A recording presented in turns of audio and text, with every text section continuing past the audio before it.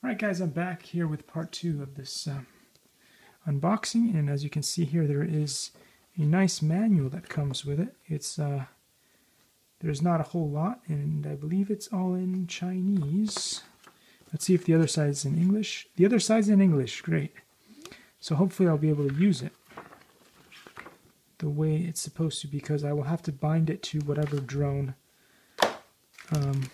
FPV drone that I get later on. Let's just open this up real quick and see. This is the receiver. Comes with the bind cable in there and a dual antenna. I'm not sure why this is open like this. I've never seen one of these that's open like that, but I'm hoping that it will perform just as well, unless they send me a broken kit, which wouldn't be the first time.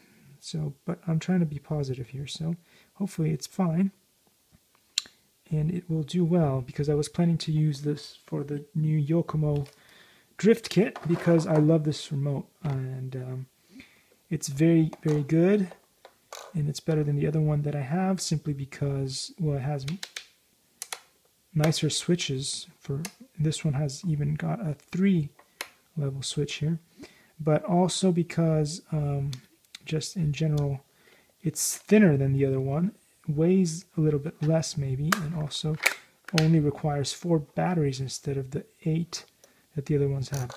Not to say that the other flysky-ish or roto rigs, something like that. That one's also very good, and luckily I got that from what is it, Top Racing off eBay. So thanks, big shout out to them, because that's what I've been using until now. But it seems that that is better for certain kind of vehicles and not others, and so I'm hoping that this one may actually work better for certain other applications, as well as this one can also be connected to your computer if you want to run a simulation. But yeah, just generally speaking, I like the fact that this is so thin compared to that one. It feels good in the hands. I like the gimbals, everything. And less batteries to worry about. Anyway, thanks for watching, guys, and I'll see you in the next one.